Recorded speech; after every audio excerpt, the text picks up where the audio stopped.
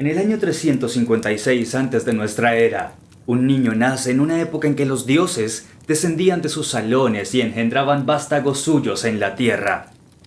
El anuncio del nacimiento de este hombre de leyenda fue dado por los vientos que, tras pronunciar su nombre, hicieron estremecer los corazones de quienes entendieron el lenguaje del mundo y previeron cómo sobre su oscuridad se aproximaba la luz del fuego arrasador de un rey guerrero. Audiolibro escuchas, acompáñennos a presenciar el nacimiento y crecimiento de Alejandro III de Macedonia, mejor conocido como Alejandro Magno.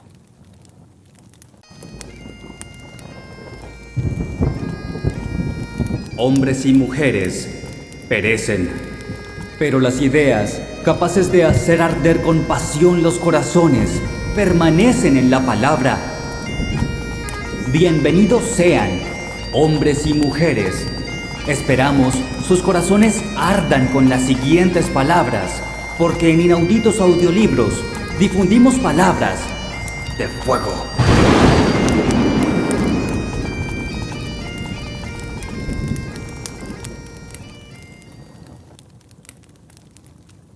Valerio Massimo Manfredi es profesor de arqueología clásica en la Universidad Bocconi de Milán.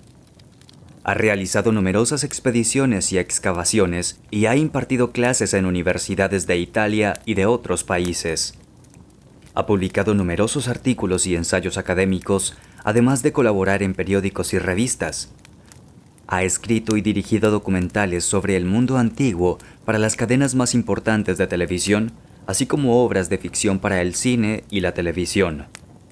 En su vertiente literaria, es el autor del libro de no ficción, La tumba de Alejandro, y de varias novelas, entre las que se encuentran la trilogía de los Alexandros, La última legión, El tirano, El imperio de los dragones, El ejército perdido y Los idus de marzo. Alexandros, el libro primero. El hijo del sueño. Et siluit terra inconspectu eius. Y la tierra enmudeció en su presencia. Macabeos 113. Antecedentes. Los 4 magos subían a paso lento los senderos que conducían a la cumbre de la montaña de la luz. Llegaban de los 4 puntos cardinales trayendo cada uno una alforja con las maderas perfumadas destinadas al rito del fuego. El mago de la aurora llevaba un manto de seda rosa con matices de azul y calzaba sandalias de piel de ciervo. El mago del crepúsculo llevaba una sobrevesta carmesí jaspeada de oro y de los hombros le colgaba una larga estola de viso recamada con idénticos colores. El mago del mediodía vestía una túnica de púrpura adamascada con espigas de oro y calzaba unas babuchas de piel de serpiente. El último de ellos, el mago de la noche, iba ataviado con lana negra, tejida con el vellón de corderos nonatos, constelada de estrellas de plata. Caminaban como si el ritmo de su andadura fuese marcado por una música que solo ellos podían oír, y se acercaban al templo con paso acompasado, recorriendo distancias iguales. Aunque uno subía un repecho pedregoso, el otro andaba por un sendero llano, y los últimos avanzaban por el lecho arenoso de ríos ya secos. Se encontraron ante las 4 puertas de entrada de la torre de piedra en el mismo instante, justo en el momento en que el alba vestía de una luz perlina el inmenso territorio desierto de la planicie. Se inclinaron mirándose al rostro a través de los 4 arcos de entrada y acto seguido se acercaron al altar. El primero en dar comienzo al ritual fue el mago de la aurora, que colocó encuadrado unas ramas de madera de sándalo. Le siguió el mago del mediodía, que añadió, en sentido oblicuo, unas ramitas de acacia formando pequeños haces. El mago del crepúsculo amontonó sobre aquella base maderas descortezadas de cedro recogidas en el bosque del monte Líbano. Por último, el mago de la noche Puso encima unas ramas peladas y secas de encina del Cáucaso, madera castigada por el rayo, secada por el sol de las alturas. Acto seguido, los 4 extrajeron de las alforjas los sílices sagrados e hicieron saltar al mismo tiempo azuladas chispas en la base de la pequeña pirámide hasta que el fuego comenzó a arder, primero débil, tímidamente, pero luego cada vez más intenso y brioso. Las lenguas rojas se tornaron azules y casi blancas, hasta que finalmente fueron semejantes en todo al fuego del cielo, al aliento divino de Ahura Mazda, Dios de verdad y de gloria, Señor del tiempo y de la vida. Solo la voz pura del fuego murmuraba su arcana poesía dentro de la gran torre de piedra. Ni siquiera se oía el respirar de los 4 hombres inmóviles en el centro de su inmensa patria. Contemplaban arrobados cómo la sagrada llama tomaba su forma de la simple arquitectura de las ramas colocadas artísticamente sobre el altar de piedra. Tenían su mirada fija en aquella luz purísima, en aquella danza maravillosa de luz, elevando su plegaria por el pueblo y por el rey. El gran rey, el rey de reyes que se sentaba lejos, en la resplandeciente sala de su palacio, la inmortal Persépolis, en medio de un bosque de columnas pintadas de púrpura y de oro, custodiado por toros alados y leones rampantes. El aire a aquellas horas de la mañana, en aquel lugar mágico y solitario, estaba calmado, tal como debía ser, a fin de que el fuego celeste tomara las formas y los movimientos de su naturaleza divina, que siempre lo empujaba hacia lo alto para unirse con el empíreo, su fuente originaria. Pero, de golpe, sopló una fuerza poderosa sobre las llamas y las apagó. Ante la mirada estupefacta de los magos, también las brasas quedaron convertidas en negro carbón. No hubo ninguna otra señal ni sonido, salvo el fuerte chillido del halcón que ascendía por el vacío cielo, ni hubo tampoco ninguna palabra. Los 4 hombres se quedaron estupefactos junto al altar, afectados por un triste presagio, derramando lágrimas en silencio. En aquel mismo instante, muy lejos, en un remoto país de Occidente, una muchacha se acercaba, temblando, a las encinas de un antiguo santuario con el fin de solicitar una bendición para el hijo que sentía moverse por primera vez en su seno. El nombre de la muchacha era Olimpia. El nombre del niño lo reveló el viento que soplaba impetuoso entre las ramas milenarias y agitaba las hojas muertas a los pies de los gigantescos troncos. El nombre era Alexandros.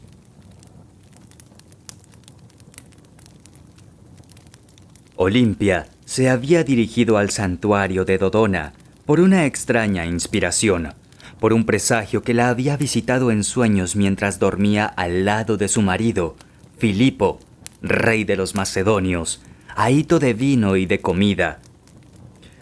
Soñó que una serpiente reptaba lentamente a lo largo del corredor y que luego entraba silenciosamente en el aposento. Aunque ella la veía, no podía moverse, así como tampoco gritar ni escapar. Los anillos del gran reptil deslizábanse por el suelo de piedra y las escamas relucían con reflejos cobrizos y broncíneos bajo los rayos de la luna que entraban por la ventana. Por un momento había deseado que Filipo se despertase y la tomase entre sus brazos, le diese calor contra el pecho fuerte y musculoso, la acariciase con sus grandes manos de guerrero, pero su mirada enseguida volvió a posarse sobre el dracón, sobre aquel animal portentoso que se movía como un fantasma, como una criatura mágica, una de esas que los dioses despiertan por simple placer de las entrañas de la tierra. Extrañamente, ya no le producía miedo ni sentía ninguna repugnancia. Es más, se sentía cada vez más atraída y casi fascinada por aquellos movimientos sinuosos, por aquella potencia silenciosa y llena de gracia.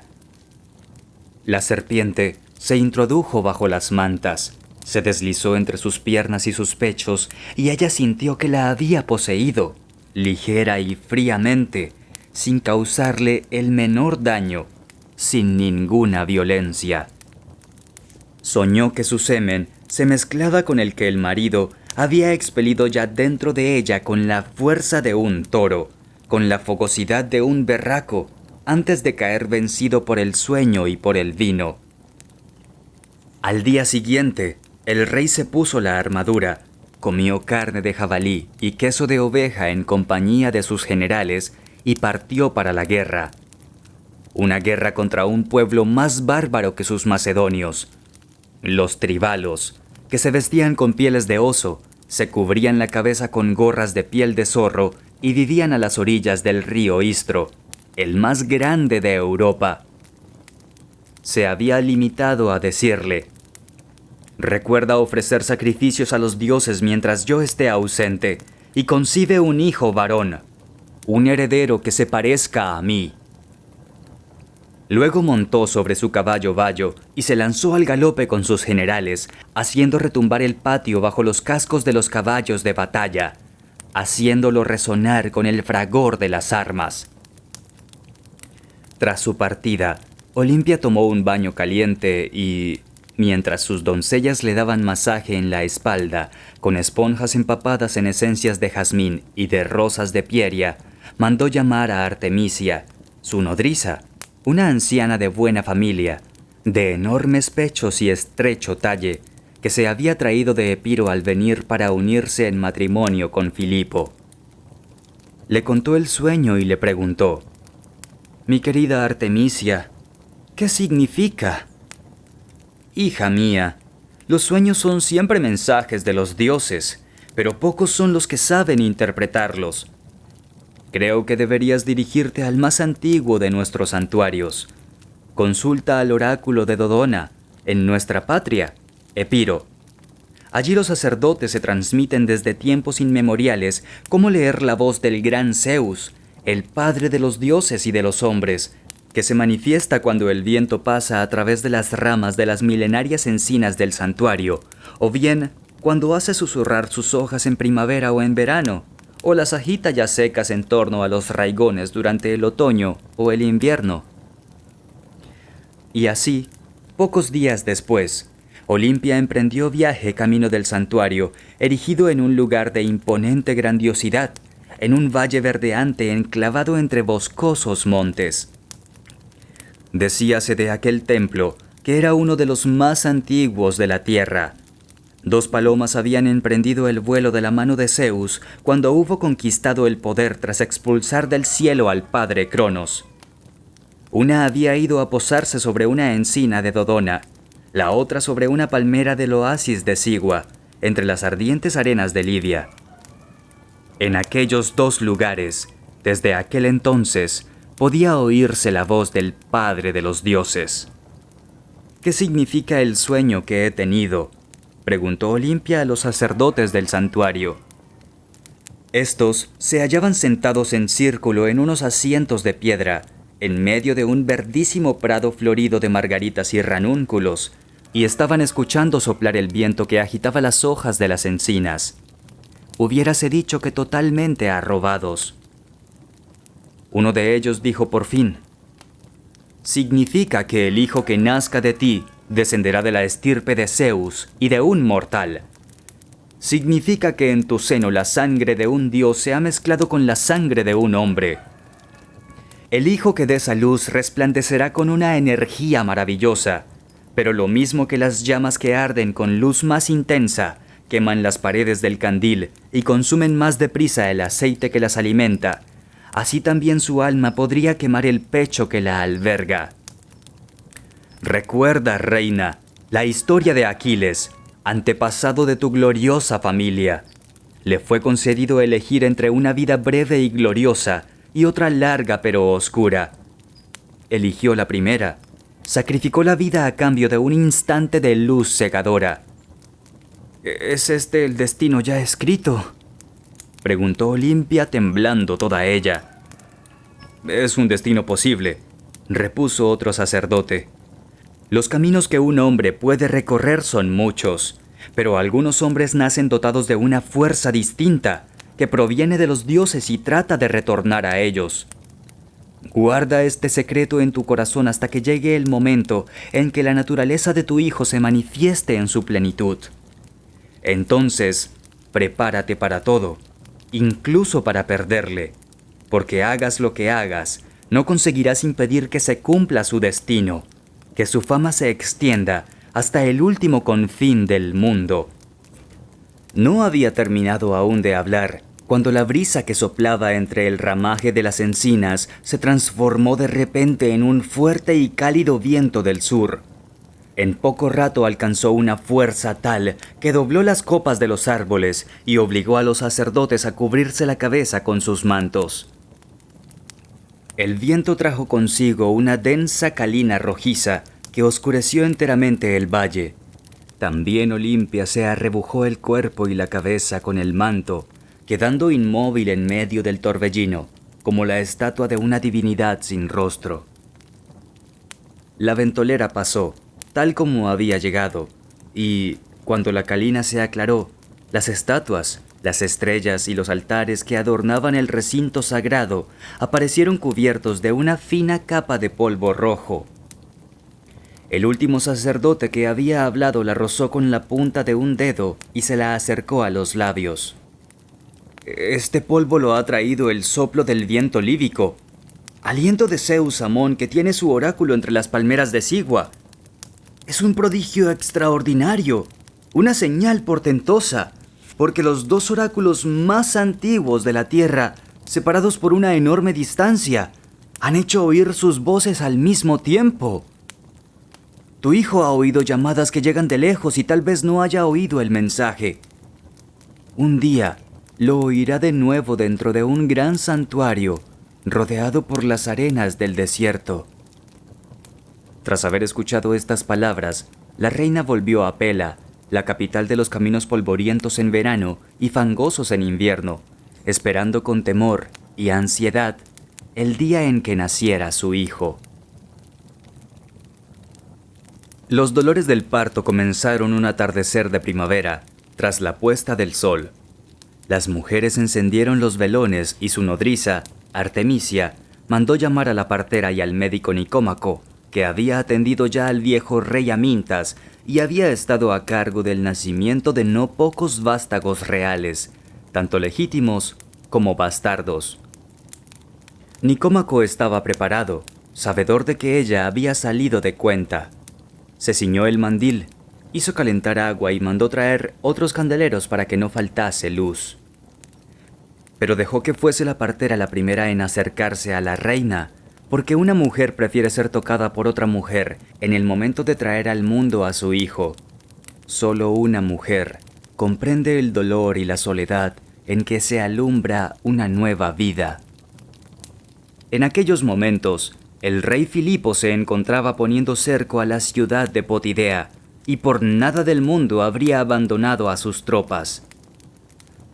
Fue un largo y difícil parto, porque Olimpia era estrecha de caderas y de complexión delicada. La nodriza le secaba el sudor repitiendo: «Aprieta fuerte, niña, empuja. El ver a tu hijo te consolará de todo el dolor que debes estar pasando en este momento». Le mojaba los labios con agua de manantial, que las doncellas cambiaban de continuo en la copa de plata. Pero cuando el dolor aumentó hasta hacerle perder casi el sentido, intervino Nicómaco, guió las manos de la partera y mandó a Artemisia que empujara sobre el vientre de la reina, porque a ella le fallaban ya las fuerzas y el niño padecía.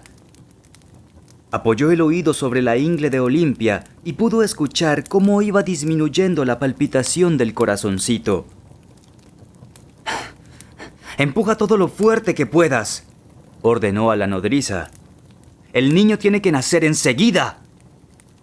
Artemisia se apoyó con todo su peso sobre la reina que, lanzando un grito más fuerte, parió.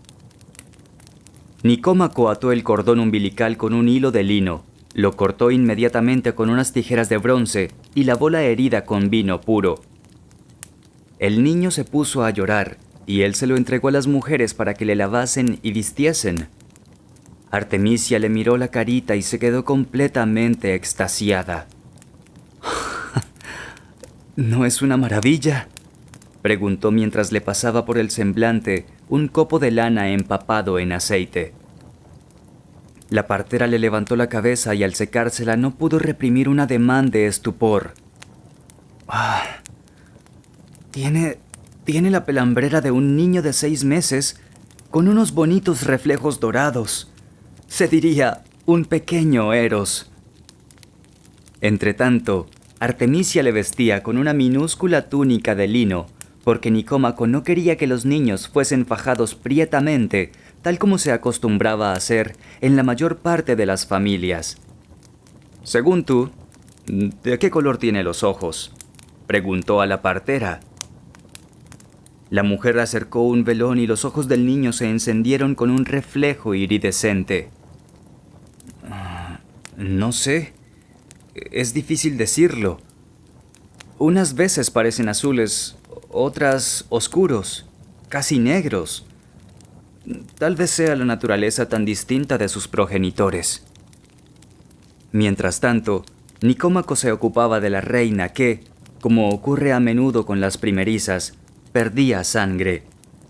Previendo que esto pasase, había hecho recoger nieve en las pendientes del monte Vermión. Hizo con ella varias compresas y las aplicó sobre el vientre de Olimpia. La reina se estremeció, fatigada y exhausta como estaba, pero el médico no se dejó enternecer y siguió aplicándole las compresas heladas hasta que vio cortarse de todo el flujo de sangre. Luego, mientras se quitaba el mandil y se lavaba las manos, la confió al cuidado de las mujeres. Dio permiso para que le cambiasen las sábanas, le limpiasen el sudor con esponjas suaves empapadas en aguas de rosas, le pusiesen una camisa limpia, que cogieron de su arcón y le diesen de beber. Fue Nicómaco quien le presentó al pequeño. Aquí tienes al hijo de Filipo, reina. Has dado a luz a un niño guapísimo. Finalmente salió al corredor donde aguardaba un jinete de la Guardia Real en traje de viaje. Vamos, corre al encuentro del rey y dile que ha tenido un hijo. Dile que es un varón hermoso, sano y fuerte. El jinete se echó el manto sobre los hombros, se puso en bandolera la alforja y salió a todo correr. Antes de desaparecer en el fondo del corredor, Nicómaco gritó tras de él. ¡Dile también que la reina se encuentra bien!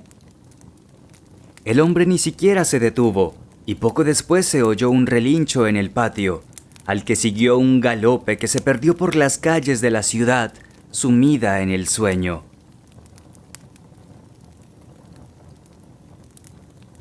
Artemisia tomó al niño y lo puso sobre la cama al lado de la reina. Olimpia se incorporó ligeramente sobre los codos, apoyando la espalda en los almohadones, y le miró. Era guapísimo. Tenía unos labios carnosos y la carita sonrosada y delicada. El cabello, de un color castaño claro, relucía de reflejos dorados, y justo en el centro de la frente tenía lo que las parteras llamaban la lamedura del becerro, un mechoncito de pelos de punta y separados en dos. Los ojos le parecían azules, pero el izquierdo tenía en el fondo una especie de sombra que le hacía semejar más oscuro con el cambio de la luz. Olimpia le levantó, le estrechó contra ella y comenzó a acunarle hasta que dejó de llorar. Luego desnudó su pecho para darle de mamar, pero Artemisia se acercó y le dijo: «Niña, para eso está la nodriza. No estropees tu pecho. El rey no tardará en volver de la guerra y tendrás que estar más hermosa y deseable que nunca».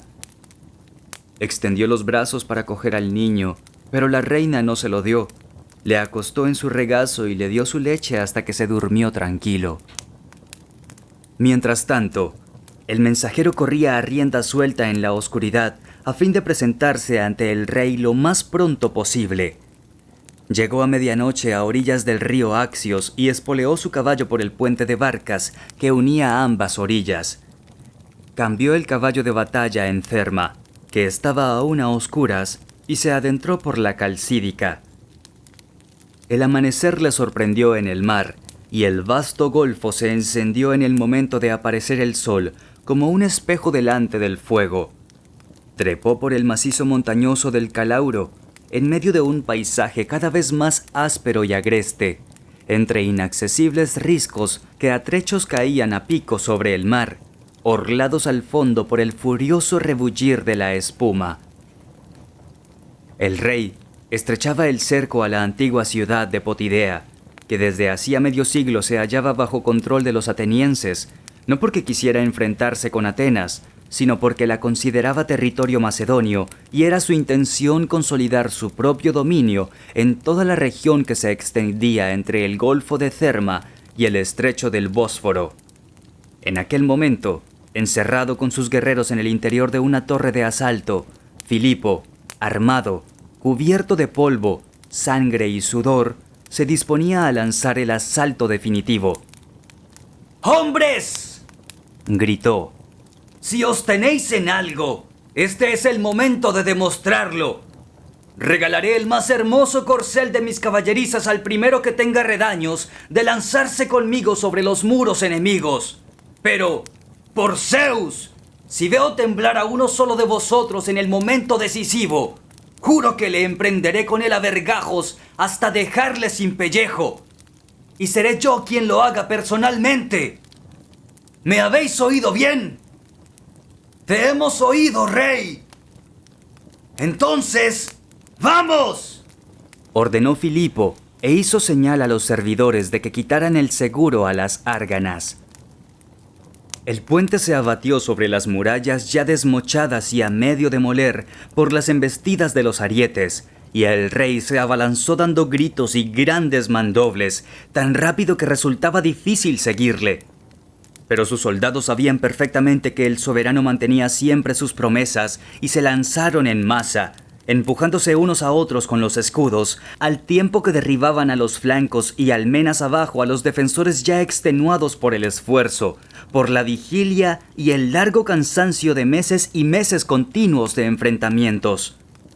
Detrás de Filipo y de su guardia se esparció el resto del ejército, entablando un durísimo combate con los últimos defensores que bloqueaban los caminos y las mismas entradas de las casas. A la caída del sol, Potidea, de rodillas, pedía una tregua. El mensajero llegó cuando era casi de noche, tras haber reventado otros 2 caballos. Al asomarse por las colinas que dominaban la ciudad, vio un hormiguero de fuegos alrededor de las murallas y pudo oír el vocerío de los soldados macedonios que estaban de Francachela. Dio un espolazo a su caballo y en poco rato llegó al campamento. Pidió ser llevado a la tienda del rey. «¿Qué te trae?», le preguntó el oficial de guardia, uno del norte a juzgar por su acento. «El rey se halla ocupado. La ciudad ha caído y hay una embajada del gobierno que está negociando». «Ha nacido el príncipe», repuso el mensajero. El oficial se estremeció. «¿Qué? Sígueme». El soberano, con armadura de combate, estaba sentado en su tienda, rodeado de sus generales. Detrás de él se hallaba su lugarteniente Antípatro. Alrededor, los representantes de Potidea, más que negociar, escuchaban a Filipo, que dictaba sus condiciones.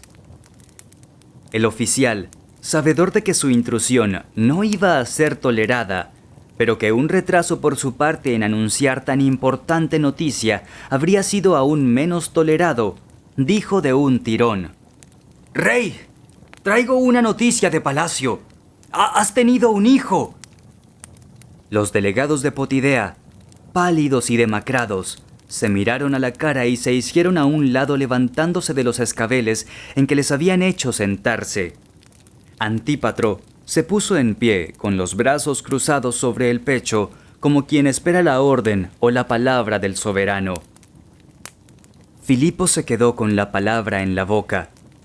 Vuestra ciudad tendrá que proporcionar un... Y concluyó con voz totalmente demudada. Hijo. Los delegados, que no habían comprendido, se miraron de nuevo turbados, pero Filipo había derribado su asiento tras empujar a un lado al oficial y coger por el hombro al mensajero. Las llamas de los candeleros esculpían su rostro de luces y sombras cortantes, encendían su mirada. ¡Dime cómo es!, ordenó con el mismo tono con que ordenaba a sus guerreros que se dirigieran a la muerte por la grandeza de Macedonia. El mensajero se sintió absolutamente incapaz de dar satisfacción a aquella pregunta, al darse cuenta de que no tenía más que 4 palabras que referirse.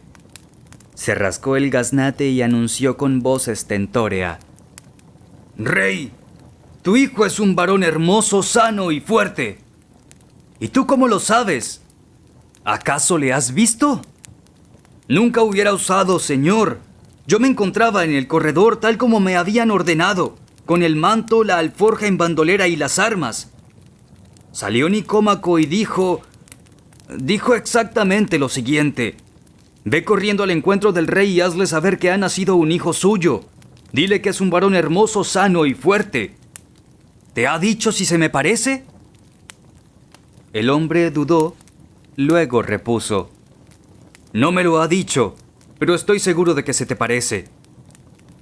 Filipo se volvió hacia Antípatro, que se acercó a él para abrazarle, y en aquel momento el mensajero recordó haber oído también otras palabras mientras bajaba corriendo la escalinata. El médico ha dicho también que... ¿Qué? Que la reina se encuentra bien, concluyó el mensajero de un tirón.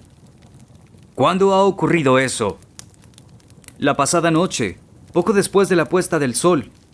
Yo me lancé escaleras abajo y me puse en camino. No he parado un solo instante. No he comido nada. Solo he bebido de mi cantimplora. No me he bajado del caballo más que para cambiar de cabalgadura. No veía la hora de darte la noticia. Filipo retrocedió y le golpeó con una mano en el hombro. ¡Ja!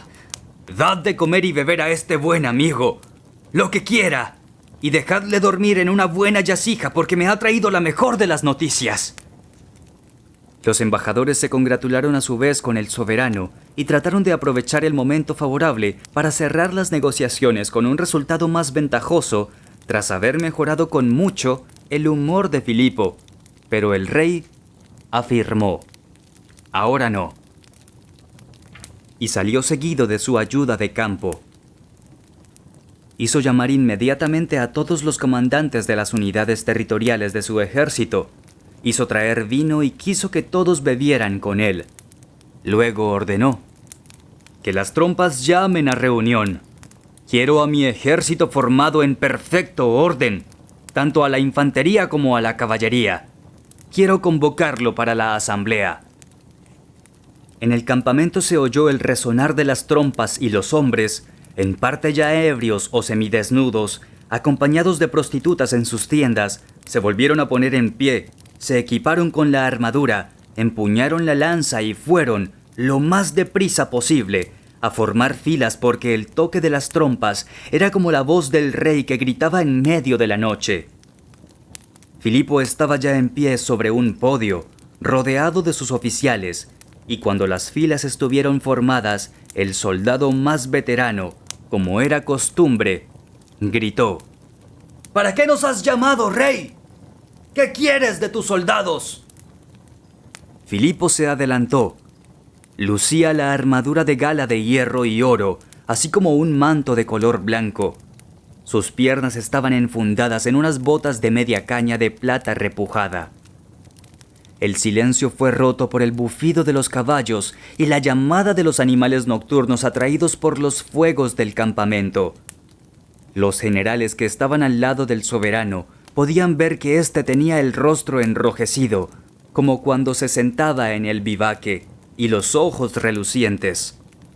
¡Hombres de Macedonia!, gritó.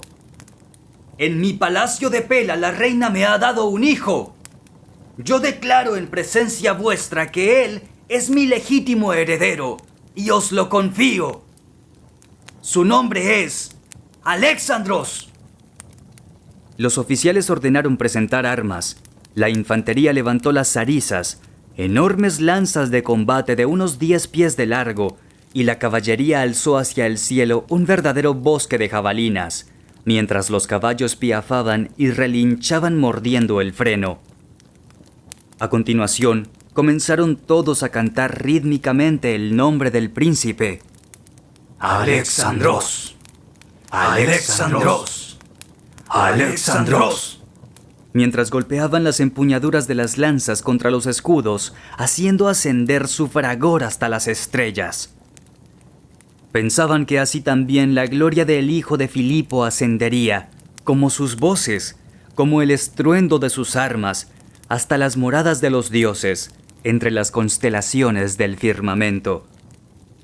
Una vez disuelta la asamblea, el soberano volvió con Antípatro y sus ayudas de campo a la tienda donde los delegados de Potidea le esperaban aún, pacientes y tranquilos. Filipo confesó: «Siento enormemente que Parmenio no se encuentre aquí con nosotros para disfrutar de este momento». El general Parmenio, en efecto, se hallaba en aquel momento acampando con su ejército en los montes de Iliria, no lejos del lago Lichnitis, a fin de asegurar también en aquella parte las fronteras de Macedonia.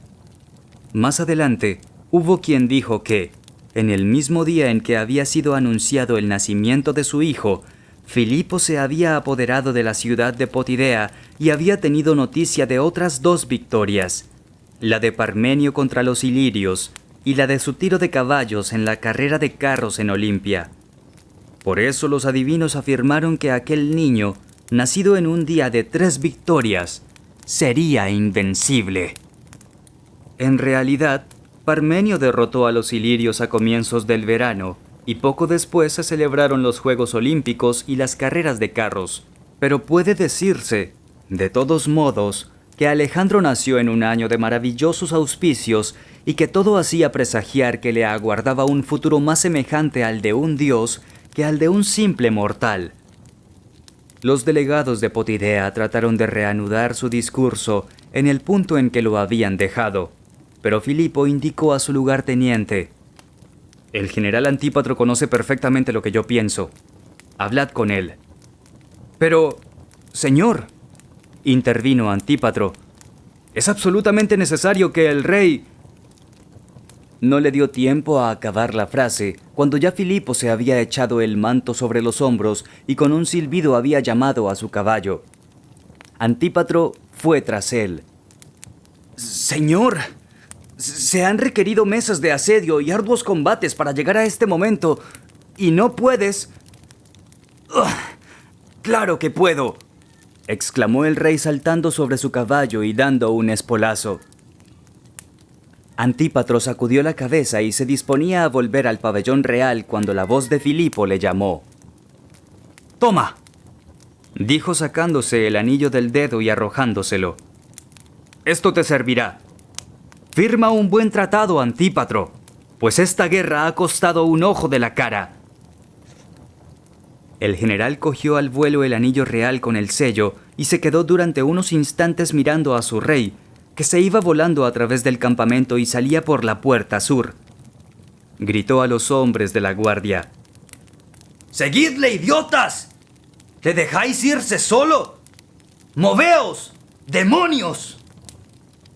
Y mientras aquellos se lanzaban al galope en su persecución, logró ver aún durante un momento el blanco del manto de Filipo al lado de la montaña bajo la luz lunar, y luego ya nada. Volvió a entrar a la tienda, hizo sentarse a los delegados de Potidea, cada vez más perplejos, y preguntó, sentándose a su vez: Bien. ¿Dónde habíamos quedado? Filipo cabalgó toda la noche y todo el día siguiente, deteniéndose tan solo para cambiar de caballo y para beber, al tiempo que lo hacía su animal, en los torrentes o en las fuentes. Llegó a la vista de Pela tras el crepúsculo, cuando las últimas luces del sol teñían ya de púrpura las cúspides lejanas del monte Vermión, cubiertas todavía de nieve. En el llano galopaban rebaños de caballos cual oleadas marinas y millares de pájaros bajaban a dormir sobre las plácidas aguas del lago Borboros. La estrella vespertina comenzaba a brillar tan fúlgida como para rivalizar en esplendor con la luna que se elevaba lentamente sobre la superficie del mar. Era aquella la estrella de los Argeadas, la dinastía reinante desde los tiempos de Heracles en aquellas tierras, estrella inmortal, más hermosa que cualquier otra en el firmamento. Filipo detuvo el caballo para contemplarla e invocarla. «Asiste a mi hijo», le dijo de corazón. «Hazle reinar después de mí, y haz reinar después de él a sus hijos y a los hijos de sus hijos». Luego subió al palacio real, donde no le esperaban, extenuado y bañado en sudor. Le recibió un alboroto, un susurro de vestidos de mujeres ajetreadas por los corredores y un tintineo de armas que resonaban en los cuerpos de guardia. Cuando se asomó a la puerta del aposento, la reina se hallaba sentada sobre un escaño, el cuerpo desnudo apenas velado por una enagua jónica fruncida en 1000 finísimos plieguecillos. La estancia estaba perfumada con rosas de Pieria y la nodriza Artemisia sostenía en sus brazos al niño. 2 ayudantes la liberaron de la coraza y le desciñeron la espada para que el rey pudiese sentir el contacto con la piel del niño. Le tomó en brazos y le sostuvo a lo largo de su espalda, con la cabeza apoyada entre el cuello y el húmero. Sentía los labios del pequeño apoyados contra la cicatriz que le ponía algo rígido el hombro. Sentía el calor y el perfume de su piel de lirio. Cerró los ojos y se quedó derecho e inmóvil en medio de la habitación silenciosa. Olvidó en aquel momento el fragor de la batalla, el ruido estridente de las máquinas de asedio, el galope furibundo de los caballos. Escuchaba respirar a su hijo.